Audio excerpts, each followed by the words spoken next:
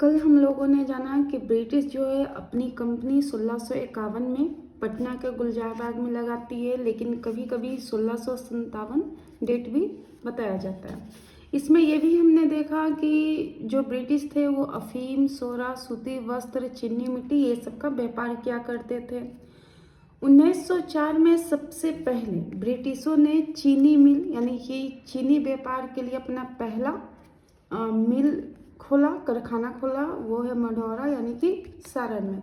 इसी में क्या होता है कि 1717 में शाही फरमान जारी होता है। शाही फरमान, शाही फरमान कहने का मतलब होता है कि जो फरुखसियर होते हैं, ठीक है, तो फरुखसियर 1717 में शाही फरमान जारी करते हैं, जिसमें ये बोलते हैं कि 3000 की वार्षिक, ठीक है, 3000 की वार्षिक रेंट पे आपको बंगाल, बिहार, उड़ीसा का आप मतलब कि व्यापार कर सकते हैं। आपको कोई भी टैक्स ये सब नहीं देना पड़ेगा। आप साल में एक बार 3000 दीजिए और आराम से पूरे बंगाल में आप राज अपना कीजिए। इसके बाद फिर आता है डेनिस, ठीक है, इसके बाद डेनिस आता है। इसके बाद अगर देखिए तो ये है हमारा भारत, ठीक है, ये हो गया भारत। यहाँ पे है बंगाल, यहाँ पे देखिए तो ये वाला एरिया जो है हमारा बिहार का है, ठीक है। तो अगर यहाँ का बात करें तो इसमें ब्रिटिश हो गया। अब डेनिस का अगर हम लोग बात करते हैं, ठीक है, तो डेनिस जो है तो 1774 में अपना कंपनी, पहला कंपनी बनाता है, स्थापित करता है, ठीक है।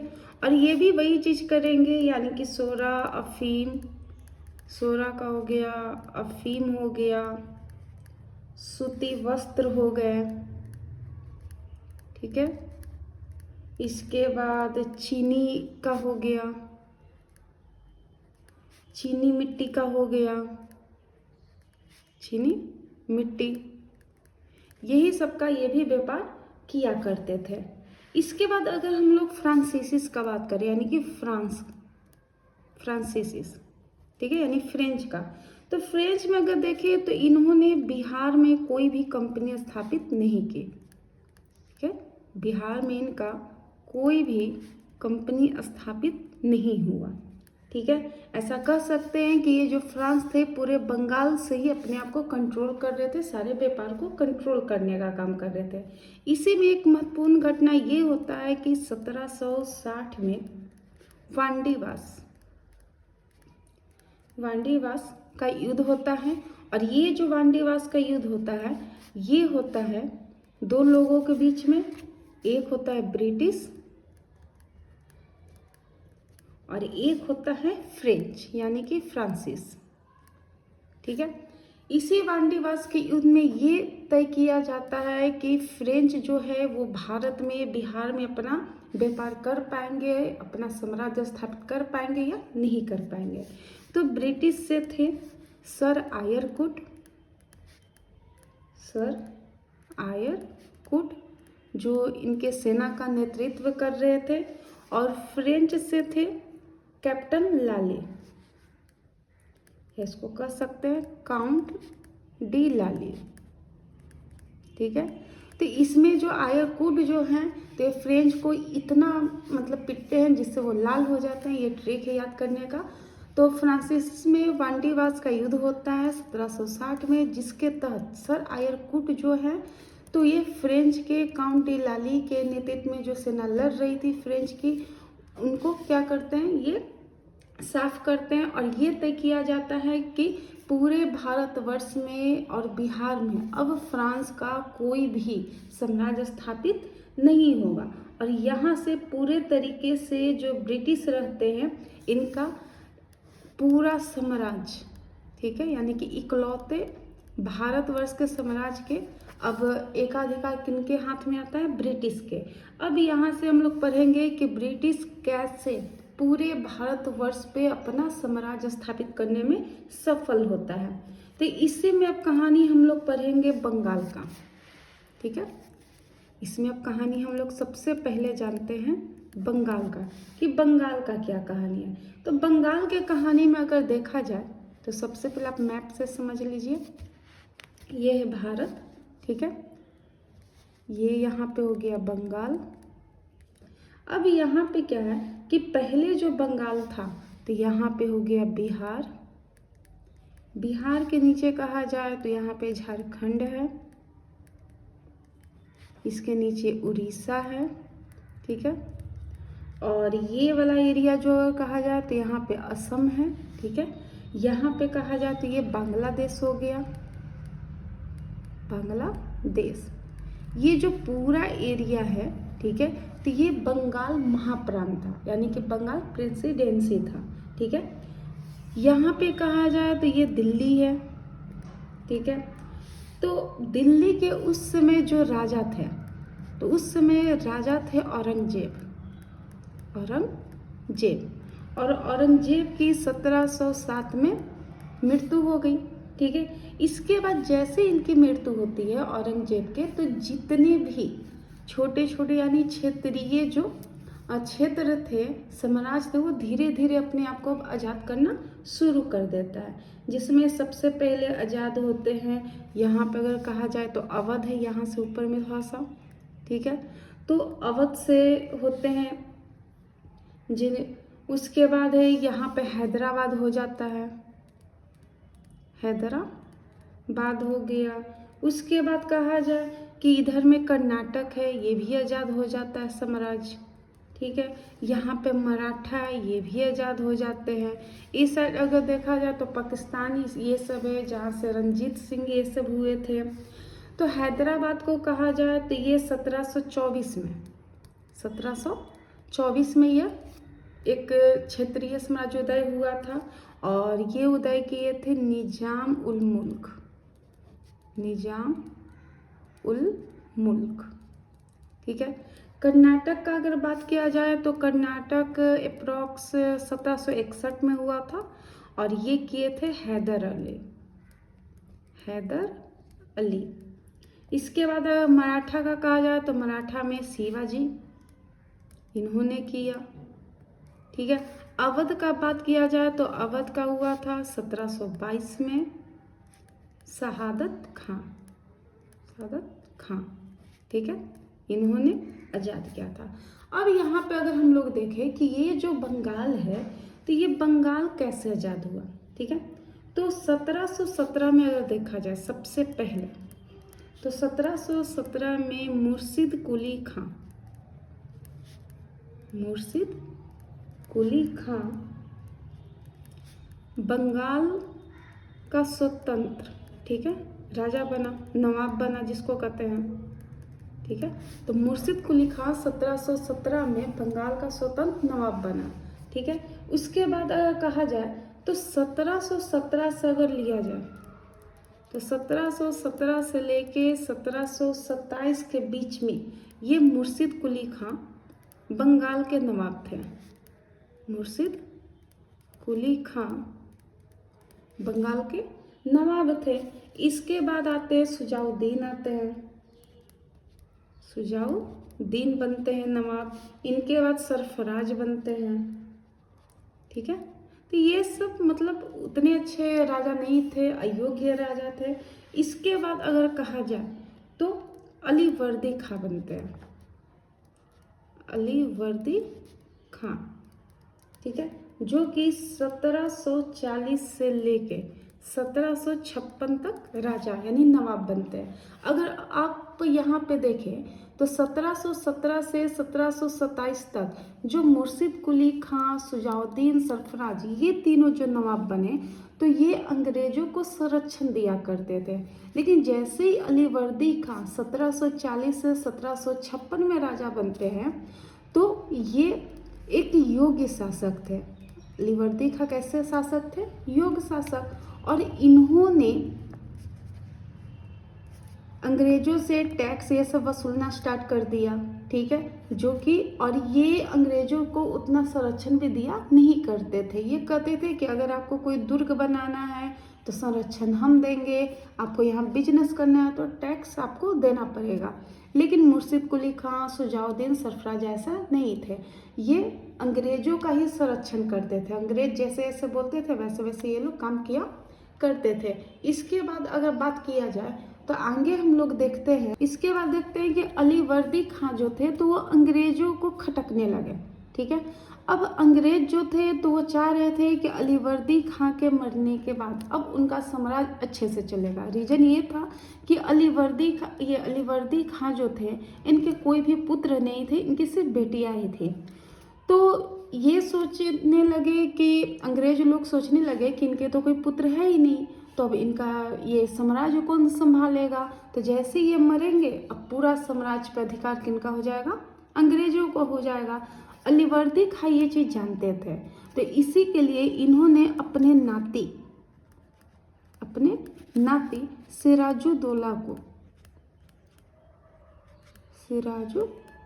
को वैधानिक रूप से अपना राजा घोषित कर देते हैं, ठीक है। अपने नाती सिराजुद्दौला को अपना नवाब घोषित कर देते हैं लिखित रूप से, ठीक है।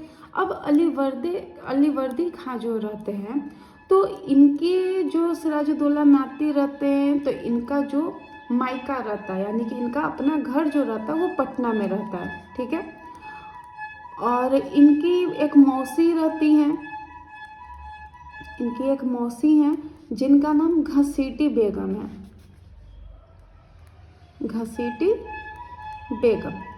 ठीक है। तो अलीवर्दी खां जो हैं तो ये अपने नाती सिराजुद्दौला को एक सीख दिए थे कि अंग्रेजों से न दुश्मनी अच्छा है और न ही दोस्ती, यानी कि इन्होंने सीधा यह कहा था उनको इनडायरेक्टली रूप से कि अगर यूरोपियों से अगर आपको दोस्ती रखना है तो वो एक तरीके से मधुमक्खी की तरह है, ठीक है, कि जब तक आप उनको छेड़ोगे नहीं वो आपको शहद देंगे, लेकिन जैसे ही छेड़ोगे वो आपको काट लेंगे, ठीक है। तो इनका साफ साफ कहना है कि आपको ये ब्रिटिशों से उतना दोस्ती भी नहीं रखना और ना दुश्मनी रखना है। आप अपना काम कीजिए, उनको बिजनेस करना है, आप अपना टैक्स लीजिए और साइड अपना काम कीजिए, ठीक है। अब इसके बाद देखते हैं कि सिराजुद्दौला जो होते हैं वो कैसे बंगाल के नवाब बनते हैं। देखा जाए तो जो सिराजुद्दौला होता है, सिराजुद्दौला, ठीक है, तो ये 1756 में बंगाल के नवाब बनते हैं, बंगाल का नवाब बनते हैं। लेकिन इनके लिए बंगाल का नवाब बनना इतना इजी नहीं था, ठीक है। कैसे, तो देखिए ये है भारत, ठीक है, यहाँ पे ये है बंगाल, ठीक है। अब यहाँ पे बंगाल है तो जैसे ही यहाँ पे पता चला कि इनकी बंगाल, ठीक है, यहाँ पे इनकी एक मौसी हैं जिनका नाम घसीटी बेगम है, ठीक है। अब ये जो मौसी है जिनका नाम घसीटी बेगम, तो इनका जो ससुराल था वो था ढाका, ठीक है, जो कि बांग्लादेश है, ठीक है। अब यहाँ पे क्या होता है कि जैसे ही घसीटी बेगम को पता चला कि सिराजुद्दौला यानी उनकी बहन का पुत्र जो है तो वो बंगाल का नवाब बनने वाला है, तो ये इनको पसंद नहीं आ रहा था, ठीक है। इनको लगा कि मेरे पुत्र में क्या कमी है जो सिराजुद्दौला को ही बंगाल का नवाब बनाया जा रहा है, ठीक है। तो इस चक्कर में घसीटी बेगम ने सिराजुद्दौला के लिए विद्रोह शुरू कर दिया, जिसमें सिराजुद्दौला को अपनी ही मौसी को, ठीक है, बंदी बनाना पड़ा। और उसके बाद सिराजुद्दौला 1756 में बंगाल के नवाब बनते हैं। इसी में क्या होता है कि सिराजुद्दौला जैसे ही बंगाल के नवाब बनते हैं वो अंग्रेजों के दुर्गीकरण पे रोक लगाते हैं कि आपको कोई भी दुर्गीकरण नहीं करना, कोई भी कोठी ये सब नहीं बनाना है, आप अपना व्यापार कीजिए और हमें टैक्स दीजिए। इसी में क्या होता है कि जो ब्रिटिश होते हैं, ठीक है, तो ब्रिटिश ये सबको मतलब मैनेज करने के लिए, ये सब प्रॉब्लम को सॉल्व करने के लिए सिराजुद्दौला से मिलने का प्रयास करते हैं। और उनसे मिलने के लिए वे एक कोठी में जाते हैं, ठीक है, एक रूम जैसा रहता है। तो ब्रिटिश लोग वहाँ पे जाते हैं, कुछ लोग, जिसमें 146 अधिकारी जाते हैं, 146, ठीक है। तो वो एक कोठरी के अंदर जाते हैं, एक कोठी जैसा होता है, कोठरी के अंदर जाते हैं। अब ये लोग सोचते हैं कि सिराजुद्दौला महाराज जो है, नवाब जो है, अब आएंगे, ठीक है, लेकिन कोई आते ही नहीं है। और शाम होते ही, ठीक है, ये जो दरवाज़ा रहता है कोठरी का, इसे बंद कर दिया जाता है, ठीक है, क्योंकि सिराजुद्दौला जो थे एक योग्य राजा थे, एक योग्य नवाब थे, तो इनको पता था। तो ब्रिटिश जैसे ही उस कोठरी में 146 लोग उस कोठरी में पैक होते हैं, शाम के समय उसमें ताला बंद कर दिया जाता है। और सुबह में जैसे ही खोला जाता है तो उसमें से 23 लोग जीवित बचते हैं, 23 लोग जीवित बचते हैं, जिसमें हॉलवेल रहते हैं। उन्हीं में से एक हॉलवेल भी एक व्यक्ति हैं, ठीक है। और इन्होंने ही उस घटना को हॉलवेल की घटना कहा है। इस घटना को क्या कहा है? हॉलवेल की घटना कहा है। इसी को काल कोठरी की घटना भी कहा जाता है, काल कोठरी की घटना कहा जाता है, या इसी को ब्लैक होल का भी घटना कहा जाता है, ठीक है। अब ये जो है, तो ये एक तरीके से चारों ओर से पैक था, जिसमें मतलब हवा ये सब भी नहीं आ रहा था, ठीक है। और जैसे ही रूम को पैक किया गया, बहुत छोटा सा रूम था जिसमें 146 लोगों को पैक किया जाता है, जिसमें से सांस न लेने के कारण, यानी ऑक्सीजन सही से न मिल पाने के कारण उसमें से बहुत सारे लोग मर जाते हैं और 23 लोग ही जीवित उसमें से बचते हैं, ठीक है। अब इसके बाद अगर देखा जाए तो ये जो सिराजुद्दौला थे, जैसे ये काम किए, ठीक है, तो ब्रिटिश यहाँ पे बहुत ही गुस्से में आ गए कि ये क्या हो गया, ये क्या हो गया, ठीक है। तो इसके बाद क्या किया जाता है कि ये इसमें सिराजुद्दौला को सबक सिखाने के लिए, ठीक है, देखिए यहाँ पे सिराजुद्दौला को सबक सिखाने के लिए इस बंगाल में, ठीक है, ब्रिटिशों ने अपने लीडर रॉबर्ट क्लाइव को भेजते हैं। किनको भेजते हैं? रॉबर्ट क्लाइव को। अब ये जो रॉबर्ट क्लाइव आते हैं तो ये सोचते हैं कि हम सिराजुद्दौला पे हमला कैसे करें, ठीक है, क्योंकि अचानक से तो कर नहीं सकते हैं, क्योंकि उस समय सिराजुद्दौला का अगर बात किया जाए तो बंगाल का नवाब जो है, बंगाल का नवाब कौन है? सिराजुद्दौला, ठीक है। सिराजुद्दौला जो नवाब हैं, इनके पास 50,000 का सेना था। 50,000 का क्या था? सेना था। अब ये रॉबर्ट क्लाइव सोचे कि 50,000 का सेना है तो हम कैसे मतलब हमला कर सके, ठीक है। तो रॉबर्ट क्लाइव सोचे कि 50,000 सेना पे तो अचानक से हम हमला कर नहीं पाएंगे, क्योंकि हमारे पास 1,000-2,000 सेना होगा, ठीक है। तो रॉबर्ट क्लाइव ने सोचा कि अगर बंगाल के नवाब को हराना है तो हमें षड्यंत्र करना होगा, यानी वैसे वैसे प्रभावी लोगों को खोजना होगा जो सिराजुद्दौला यानी कि बंगाल के नवाब से खुश नहीं है। तो रॉबर्ट क्लाइव ने क्या किया? षड्यंत्र किया, ठीक है। वैसे लोग उन्होंने खोजना शुरू कर दिया जो कि खुश नहीं है। किन से? सिराजुद्दौला से, जो कि खुश नहीं थे। इसी में क्या होता है कि बंगाल के नवाब में कुछ ऐसे लोगों को देखा गया जो खुश नहीं थे। तभी रॉबर्ट क्लाइव ने देखा कि ये जो इनकी मौसी हैं सिराजुद्दौला की, ठीक है, कौन थी? घसीटी बेगम, ठीक है। तो रॉबर्ट क्लाइव इनके मौसी से मिले। जैसे ही मौसी से मिले तो कहा जाता है ना कि मतलब कोई औरत दुखी रहती है तो दुख में सारा सच्चाई बोल देती हैं। तो जैसे ही रॉबर्ट क्लाइव ने मौसी से यानी कि सिराजुद्दौला के मौसी से मिले तो उन्होंने कहा कि ये सिराजुद्दौला से कोई खुश नहीं है, सब तो इससे नाराज ही है, कोई भी इससे खुश नहीं रहता है, ठीक है। तो रॉबर्ट क्लाइव ने इनके मौसी से सारा जानकारी लिया, जिसमें पता चला क्या क्या पता चला, देखिए। कि जो सेनापति हैं, सेनापति यानी कि बंगाल के नवाब का जो सेनापति है जिनका नाम है मीर जाफर, ठीक है।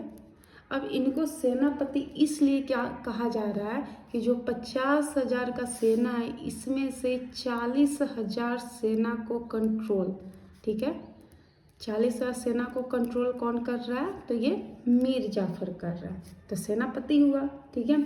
इसके बाद दूसरे थे यार लतीफ़, यार लतीफ़, ठीक है। तीसरे में कहा जाए तो राय दुर्लभ थे, राय दुर्लभ जी, ठीक है। उसके बाद कहा जाए तो एक और थे जिनका नाम था जगत सेठ, ठीक है, और एक और थे जिनका नाम था अमीर चंद्र, अमीर चंद्र, ठीक है। अब ये जो अमीर चंद्र था ये एक व्यापारी था, ये क्या था, व्यापारी, ठीक है। अब इसमें क्या होता है कि ये जो रॉबर्ट क्लाइव है, ठीक है, ये जो रॉबर्ट क्लाइव है अमीर चंद से भी व्यापार मतलब कि इनसे भी संपर्क रखता था, और अमीर चंद जो था तो ऐसे कह सकते हैं कि अमीर चंद का संबंध नवाब से भी था, और ये अमीर चंद का संबंध जो था वो ब्रिटिश से भी था, क्योंकि एक व्यापारी है तो दोनों से संबंध रखता था। अब इसमें रॉबर्ट क्लाइव जो है तो अमीर चंद से कहता है, यानी कि ब्रिटिश के जो रॉबर्ट क्लाइव होते हैं, रॉबर्ट क्लाइव, ठीक है, तो ये अमीर चंद से बोलते हैं कि आप अपने सेनापति से मीटिंग फिक्स कराइए, ठीक है। तो अमीर चंद कहता है कि हमारे सेनापति से आपको क्या लेना देना है। तब अमीर चंद के कहने पे, बहुत ज़्यादा फोर्स करने पे ब्रिटिश को बताना पड़ता है कि हम आपके नवाब यानी बंगाल के नवाब के खिलाफ एक षड्यंत्र षड्यंत्र करने जा रहे हैं, जिसमें बंगाल के नवाब सिराजुद्दौला को हटा के उनके स्थान पे मीर जाफर को नवाब बनाया जाएगा। तो अमीर चंद बोले कि बहुत अच्छी बात है, लेकिन इसमें मेरा क्या फ़ायदा है, ठीक है। तो ये ब्रिटिश ने कहा, यानी रॉबर्ट क्लाइव ने कहा कि आपको बहुत ज़्यादा पैसा मिलेगा, ठीक है, मुद्राएं मिलेंगी। तो अमीर चंद ने कहा कि वो तो सही है, ठीक है, लेकिन हमें जो चाहिए वो हम अपना बताएंगे कि क्या हमें चाहिए। तो रॉबर्ट क्लाइव ने कहा कि ठीक है, आप बताओ आपको क्या चाहिए। तो अमीर चंद जी ने कहा कि बंगाल के खजाने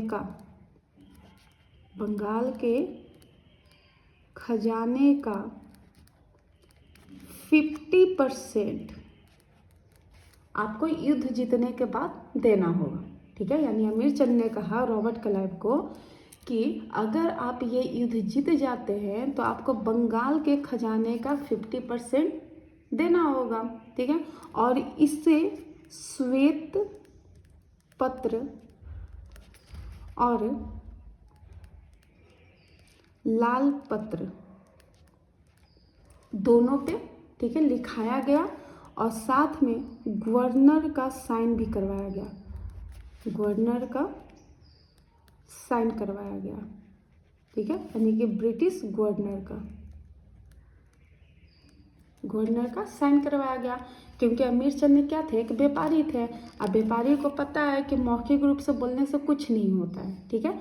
तो उन्होंने श्वेत पत्र और लाल पत्र पे ब्रिटिश गवर्नर से साइन करवाया और कहा कि अगर आप बंगाल के नवाब को हटा के मीर जाफर को अगर नवाब बना लेते हैं, आपका युक्ति सिद्ध हो जाता है, तो हमें बंगाल के खजाने का 50% चाहिए, ठीक है।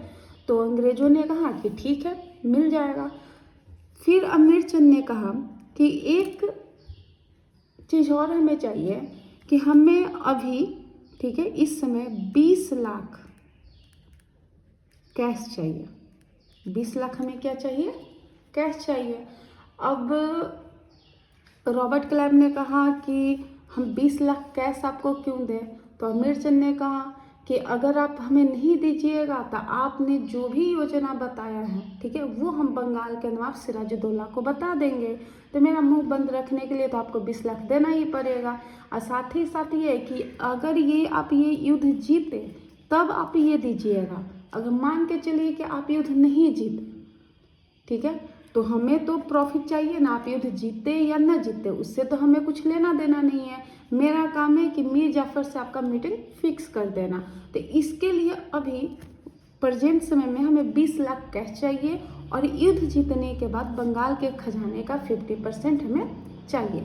तो रॉबर्ट क्लाइव इस बात को मान लेता है और जैसे तैसे करके, ठीक है, 20 लाख का इंतजाम किया जाता है और अमीर चंद्र को दिया जाता है, ठीक है। इसके बाद अमीर चंद जो है तो वो सेनापति यानी कि मीर जाफर के पास जाते हैं और जैसे ही मीर जाफर के पास जाते हैं तो उनसे कहते हैं, अमीर चंद कहाँ गया, मीर जाफर के पास, और मीर जाफर के पास जाने के बाद कहते हैं कि ब्रिटिश के जो नेतृत्व करता है सेनापति हैं रॉबर्ट क्लाइव जी, वो आपसे, ठीक है, मिलना चाहते हैं, आपसे मीटिंग करना चाहते हैं, आपसे मीटिंग करना चाहते हैं। तो इन्होंने कहा कि ठीक है, बुलाया जाए। तो रॉबर्ट क्लाइव जो है वो मीर जाफर के पास आते हैं, मीटिंग करते हैं और मीटिंग में ये बोला जाता है कि बंगाल के नवाब के योग्य सिर्फ और सिर्फ मीर जाफर जी आप हैं, ठीक है। आप में वो सारा क्वालिटी है जो बंगाल के नवाब में होना चाहिए। तो मीर जाफर जी कहते हैं कि नहीं नहीं, ऐसा कुछ नहीं है, बंगाल के नवाब तो सिराजुद्दौला ही सही है, हम सेनापति ही सही है, ठीक है। तो भी रॉबर्ट क्लाइव कहते हैं कि अगर आपको मीर जाफर जी, अगर आपको बंगाल का नवाब बनना है तो आपको कुछ भी नहीं करना, ठीक है, आपको बिना कुछ किए हुए ही आप बंगाल के नवाब बन जाइएगा। ये सामने से रॉबर्ट क्लाइव ने मीर जाफर को ऑफर किया, ठीक है। अब अचानक से ऐसा ऑफर मिले तो कुछ किया नहीं ना जा सकता है। तो मीर जाफर ने कहा कि नहीं नहीं मीर जाफर, हम मतलब सेनापति सही हैं, बंगाल के नाम सिराजुद्दौला ही है। और ऐसे कह के यहाँ पे मीटिंग ख़त्म हो गया और रॉबर्ट क्लाइव अपने छावनी में चले गए। इसके बाद क्या होता है कि दोबारा से मीर जाफर जी अमीर चंद्र को ये मैसेज देते हैं कि अमीर चंद जाओ और रॉबर्ट क्लाइव को फिर से मीटिंग के लिए बुलाओ। सुनने थे कि वो मतलब हमें कुछ करना भी नहीं पड़ेगा और बंगाल के नवाब भी हम बन जाएंगे। तो एक बार रॉबर्ट क्लाइव को फिर से बुलाया जाए और हम उनसे पूछते हैं कि ऐसा हम क्या करेंगे कि जिससे बिना कुछ करे हुए ही हम बंगाल के नवाब बन जाएंगे, ठीक है। इसके आगे हम लोग देखते हैं आता है कि रॉबर्ट क्लाइव फिर से आते हैं और बोलते हैं कि एक युद्ध होगा और उस युद्ध में आपको किसी को भी कुछ नहीं बोलना है कि आप हमसे मिल चुके हैं या आप हमारा साथ दे रहे हैं, बस अपने सेना को उसमें लड़ने से मना करना होगा। इसी के बीच में एक युद्ध होता है, ठीक है, जिसे 1757 में प्लासी का युद्ध कहते हैं। 1757 का प्लासी का युद्ध, प्लासी का युद्ध। इस युद्ध में क्या होता है कि इसमें सब लड़ते हैं, ठीक है, और लड़ते इसमें क्या किया जाता है कि मीर मदान और एक मोहन लाल रहते हैं, मोहन लाल, ठीक है। तो ये दोनों लड़ते हुए प्लासी के युद्ध में लड़ते हुए मारे जाते हैं। लड़ते हुए क्या होता है, मारे जाते हैं, ठीक है। और मीर मदान जो हैं वो सिराजुद्दौला को प्लासी की युद्ध को छोड़ के जाने के लिए कहते हैं, ठीक है। यानी कहते हैं कि आप नवाब यहाँ से चले जाइए और अपनी जान बचाइए, ठीक है। लेकिन सिराजुद्दौला को ये पता ही नहीं होता है कि हम किस ओर जा रहे हैं, ठीक है, या इस षड्यंत्र के कौन हैं, मतलब जो होता है ना कि षड्यंत्र के पीछे कौन है, ये सिराजुद्दौला को अब तक पता ही नहीं चला। तभी मीरन जो कि मीर जाफर का पुत्र होता है, ठीक है, मीरन जो होता है मोहम्मद बेग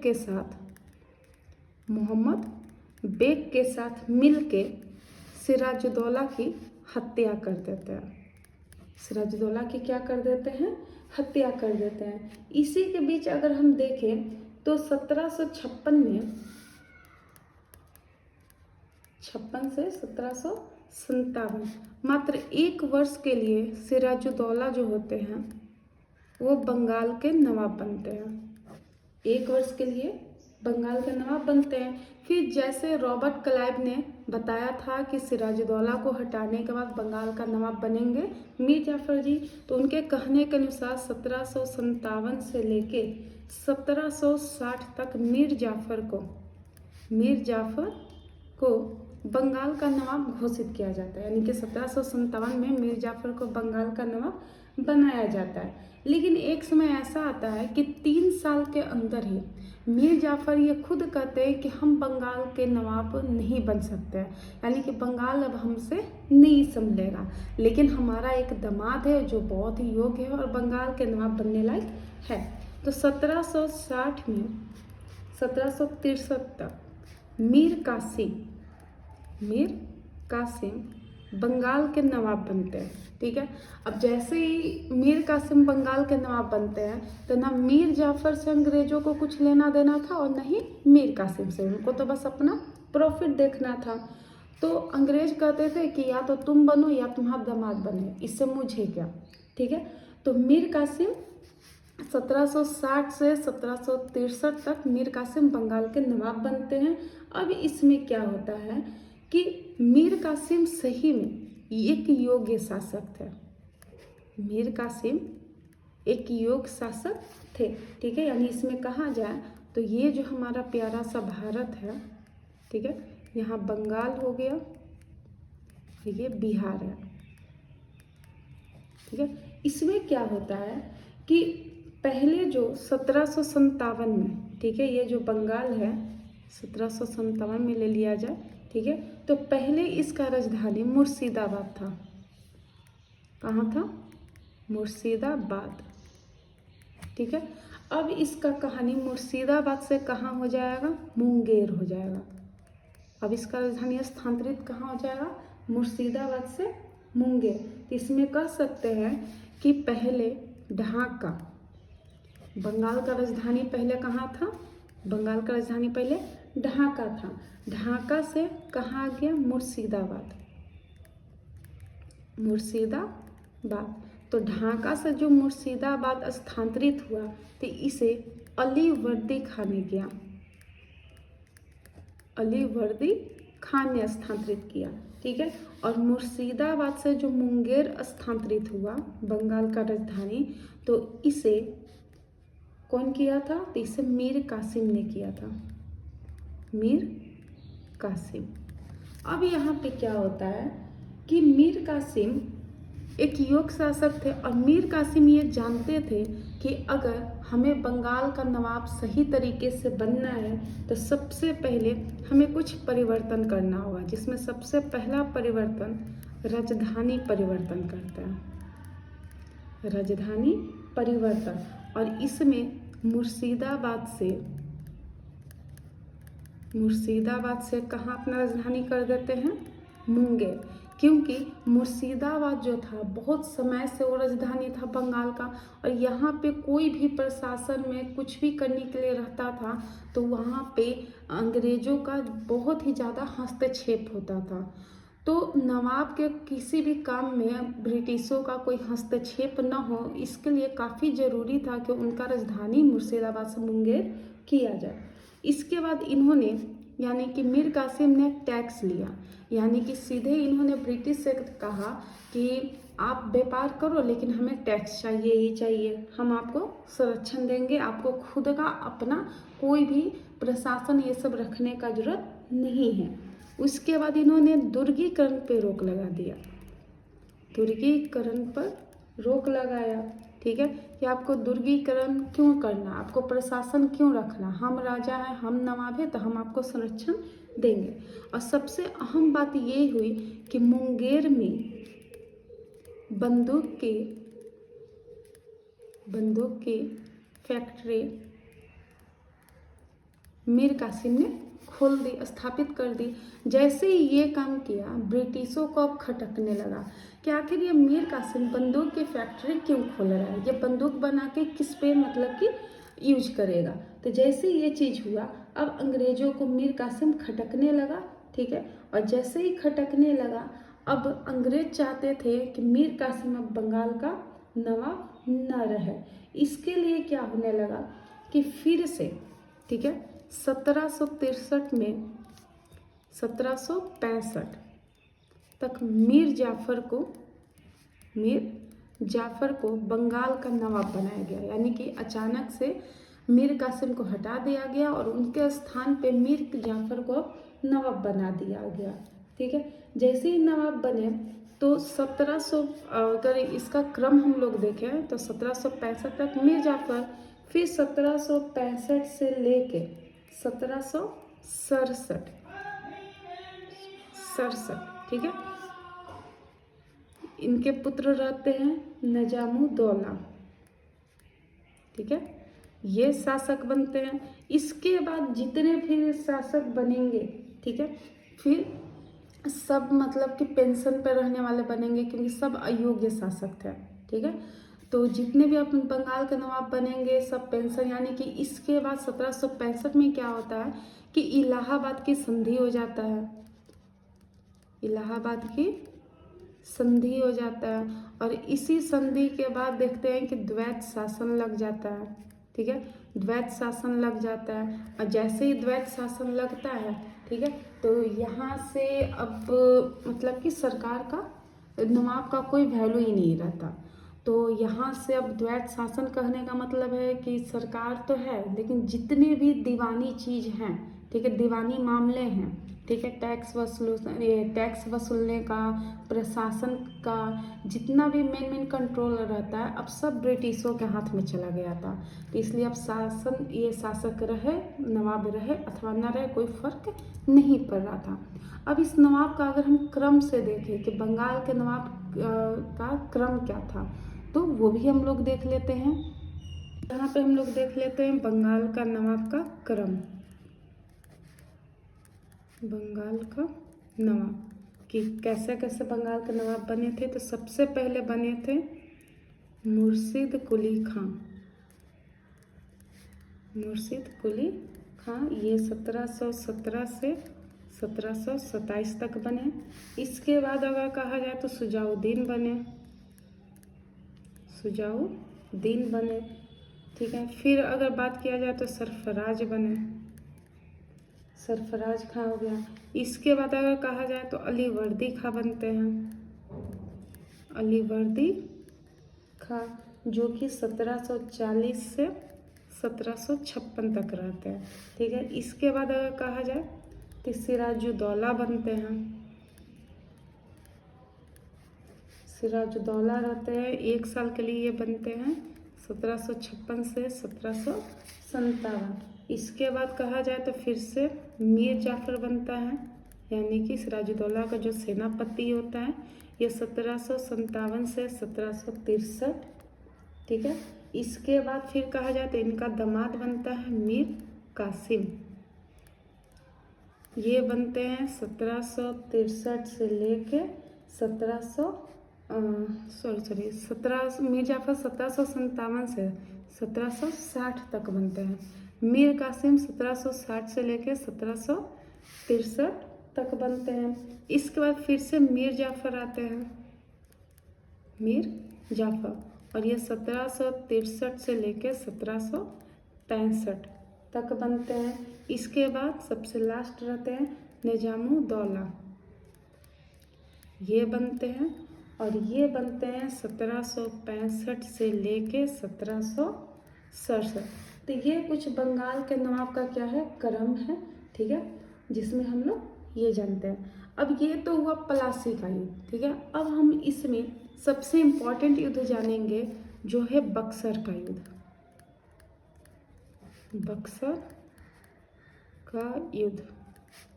ठीक है, तो बक्सर के युद्ध में अगर देखा जाए तो 1763 में मीर कासिम जो रहते हैं इनको बंगाल के नवाब के पद से इनको हटा दिया गया था। ठीक है, अब यहाँ पे देखा जाता है कि भारत में क्या हो गया, ये हो गया बंगाल। ठीक है, यहाँ के अब राजा बन जाते हैं कौन, तो यहाँ के अब जो नवाब हैं अभी, ठीक है, तो ये नवाब मीर कासिम को हटा के बन गया मीर जाफर फिर से। ठीक है, और इस समय का अगर गवर्नर का बात किया जाए तो इस समय का गवर्नर रहता है जिनका नाम रहता है वेंसिटाट। ठीक है। अब इसमें क्या होता है कि मीर कासिम यहाँ आते हैं दिल्ली। ठीक है, यानी मुगल के पास, और यहाँ के जो मुगल रहते हैं इनका रहता है शाह आलम द्वितीय। शाह आलम द्वितीय। ठीक है, और यहाँ आते हैं अवध, और अवध में रहते हैं सुजाउद्दौला। कौन रहते हैं? सुजाउद्दौला।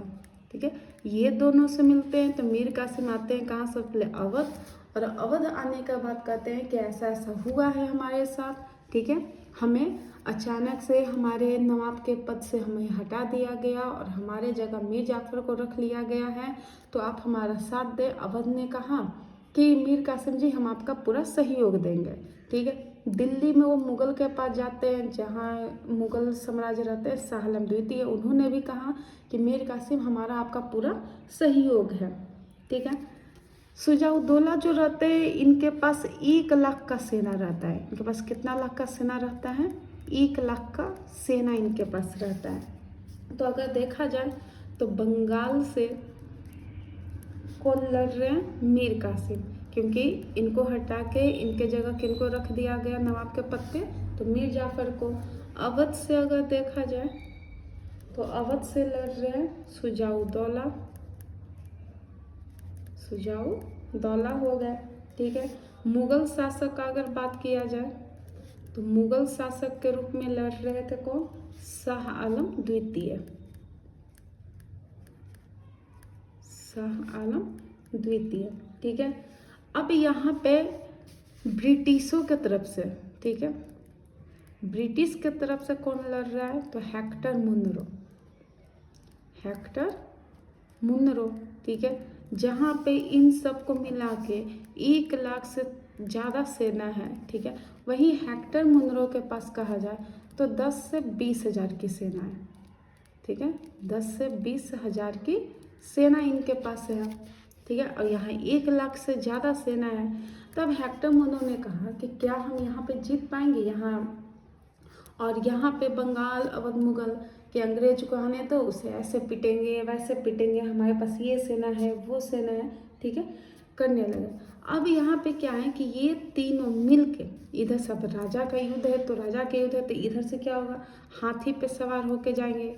ठीक है, इधर सब हाथी पे सवार होके गए। इधर से हेक्टर मुनरो जो थे, ठीक है, तो यहाँ से तोप मारना शुरू कर दिए। यहाँ से तोप मारना शुरू कर दिए। ठीक है, तो हेक्टर मुनरो ने यहाँ पे जैसे ही तोप मारना शुरू किए, यहाँ जो हाथी था, ठीक है, जो हाथी है, तो ये अचानक से इन पे वार हुआ और वो पीछे की ओर अपनी ही सेना को कुचलना शुरू कर दिया। ठीक है, अब हाथी पे होता है ना कि अचानक से हमला होगा, हाथी पागल हो गया। जैसे ही हाथी पागल होगा वो अपनी सेना को कुचलना शुरू कर दिया, और इनका जो संधि था ये टूट गया। और साथ में बक्सर का युद्ध अगर कहा जाए तो बक्सर का युद्ध निर्णायक सिद्ध हुआ। ठीक है, और इसमें यह तय हुआ कि अब पूरे भारतवर्ष पे अब अंग्रेजों का ही क्या रहेगा? सत्ता रहेगा।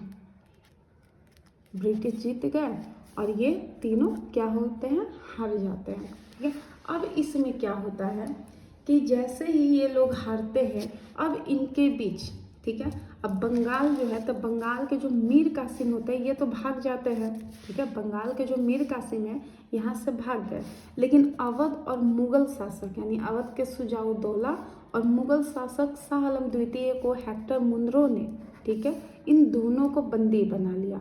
और बंदी बनाने के बाद दोनों के साथ संधि करते हैं। अब कौन सा संधि करते हैं तो चलिए इसको भी हम लोग देखते हैं। यहाँ पे अगर देखा जाए तो ये जो बक्सर का युद्ध हुआ था, तो ये 22 अक्टूबर 1764 को बक्सर का युद्ध हुआ।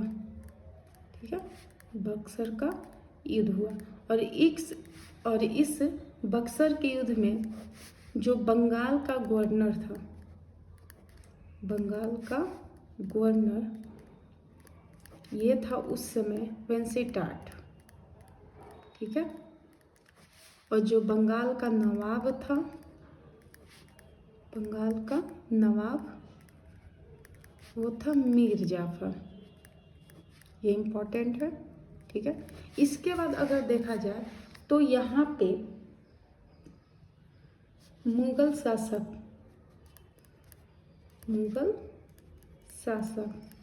जो कौन थे, तो शाह आलम द्वितीय थे, शाह आलम द्वितीय।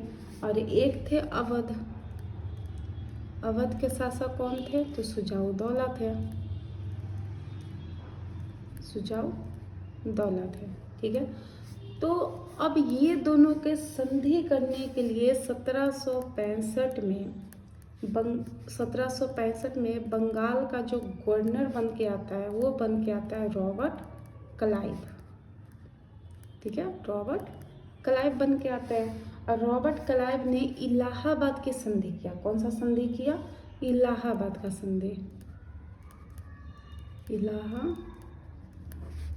की संधि। और इस इलाहाबाद की संधि किनके साथ करते हैं, तो मुगल शासक के साथ करते हैं, ठीक है। और इनके साथ जो संधि होता है वो होता है 12 अगस्त 1765 को, ठीक है। और इस संधि में इन्होंने कहा कि बंगाल, बिहार और उड़ीसा, बंगाल, बिहार और उड़ीसा की दीवानी जो है मामले वो किनके हाथ में आना चाहिए? ब्रिटिश के हाथ में। तो बंगाल, बिहार, उड़ीसा इन तीनों की दीवानी किनके हाथ में आ गया? ब्रिटिशों के हाथ में। और साथ में ये भी कहा गया कि 26 लाख वार्षिक हम आपको पेंशन देंगे, ठीक है। यानी कि ब्रिटिशों ने शाह आलम द्वितीय से कहा कि अब आपको देश में क्या हो रहा है नहीं हो रहा उसका चिंता करने का जरूरत नहीं है कि खजाने से कहाँ जा रहा है माल, नहीं जा रहा है। आप चुपचाप अपना बैठिए कुर्सी पे, ठीक है। आपको 26 लाख वार्षिक आपको पेंशन दे दिया जाएगा, ठीक है। यानी हम आपको पेंशन देंगे। तो आप खुद सोचिए कि एक राजा होते हुए उसे कोई और पेंशन दे, कितनी शर्मनाक चीज़ है, ठीक है। तो 26 लाख वार्षिक पेंशन शाह आलम द्वितीय को दिया जाने लगा। इसके बाद शुजाउद्दौला जो थे, तो शुजाउद्दौला के साथ भी संधि होता है, ठीक है। और इनके साथ संधि किया जाता है 16 अगस्त 1765 को, ठीक है। जिसमें शुजाउद्दौला को बोला जाता है कि आपको 50 लाख का जुर्माना देना पड़ेगा, ठीक है। 50 लाख का जुर्माना देना पड़ेगा, ठीक है। ऐसा इसलिए हुआ क्योंकि 16 अगस्त 1765 में शुजाउद्दौला जो थे इनको 50 लाख का जुर्माना दिया गया क्योंकि सबसे ज़्यादा सेना इन्हीं के पास थी, ठीक है। तो इसीलिए 50 लाख का जुर्माना ब्रिटिशों ने इन पे रखा। साथ ही साथ ये भी बोला कि हमारे जो सेना है तो उनका संरक्षण, उनका देख रेख, उनका हथियार, ये सब का खर्च भी आपको हमेशा देना पड़ेगा, ठीक है। ऐसा इसलिए हुआ क्योंकि हमारा जो प्यारा भारत था, ठीक है, अगर हम लोग प्यारे भारत के बारे में बात करें, ठीक है, तो ये जो हमारा है यहाँ पे मुगल था, ठीक है। ये हो गया हमारा अवध, ये हो गया बंगाल, ठीक है,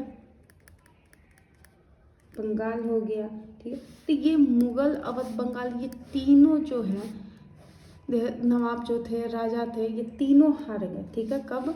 1765 में एक संधि हुआ, ठीक है, जिसके वजह से पूरे भारतवर्ष में अब किनका साम्राज्य होना शुरू हो गया निर्णायक रूप से?